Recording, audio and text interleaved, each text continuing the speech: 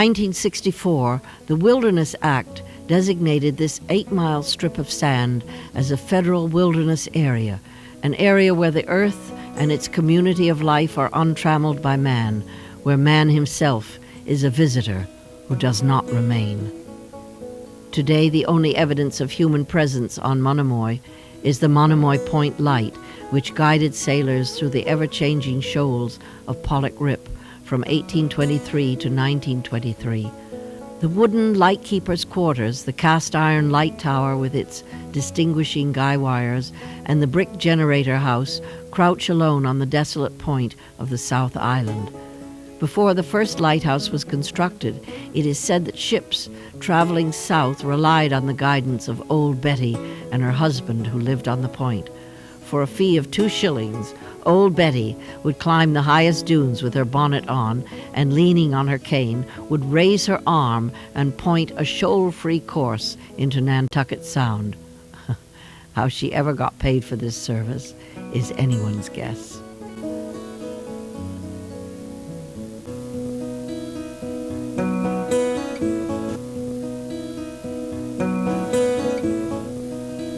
Despite its remoteness, the sands of Monomoy were in fact inhabited as early as 1711. In that year, Monomoyet House, a tavern for sailors, was opened by William Eldridge in the location of today's Hospital Pond, known then as Wreck Cove. It is said the stove in this tavern ran exclusively off the blackened wreck wood salvaged with crowbars and axes. By the 1830s, a deep, natural harbor on Monomoy's inner shore, known as the Powder Hole, was attracting a sizable fishing settlement named Whitewash Village, complete with its own schoolhouse. In its prime, Whitewash Village housed about 200 residents, and public school number 13 boasted 16 students. Cod and mackerel brought into the Monomoy port were dried and packed for the markets of Boston and New York. Lobsters were also plentiful, providing both food and income for the villagers who peddled them to mainlanders at about 2 cents apiece. Villagers were also running weir traps, anchor dragging, and salvaging shipwrecks. But after the fishing grounds expired, around 1860, the school committee reported, "It is hardly to be expected that after this any school can be carried on, as the number of people about removing to the main will have the number of students so small as to make it impractical." When the harbor silted in, becoming a shallow, brackish pond, the settlement was entirely abandoned. Gone were the days when 70-ton schooners lay awaiting their turn for repairs, or the loading of bait and tackle. Whitewash Village was the little number of cottages that went around the edge of this little pond, and saltwater pond. And the state had a lobster hatchery down there. I understand there was a church there, and a school, because families used to move out there and stay there. And then when the weather really got desperate, they would move back to town. But I can't imagine a better place to spend the summer. I mean, they had a nice little protected harbor there. It was deep, it still is deep. It's interesting to see the changes that have taken place there. It's starting to close off completely now. It still gets a little sip of nutrients from time to time, but generally speaking, it's pretty well closed off now. There must have been a long period there where nobody used the island, much of any. And then as transportation got better, you were able to drive on the beach. You didn't need a horse and wagon. Monomoy itself continued to be actively inhabited. Dozens of small, functional private camps were constructed for fishing, hunting, and summer getaways, with whole fleets of stripped-down beach trucks and cars traveling the 8-mile stretch out to the tip.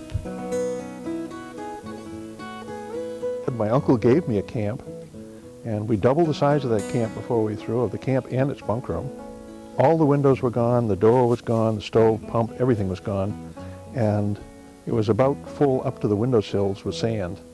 So we had to shovel the thing out first, It was completely enshrouded in poison ivy. You couldn't have had another leaf of poison ivy anywhere near it. There wasn't room.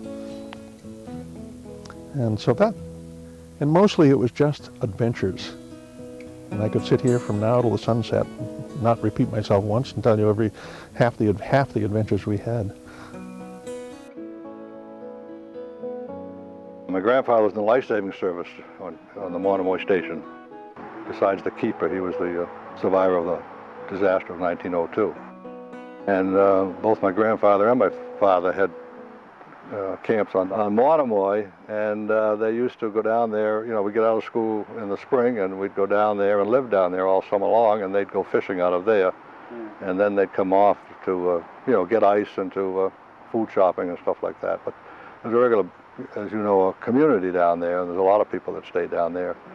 And it was wonderful. We just didn't have shoes on our feet till we went back to school again in the fall.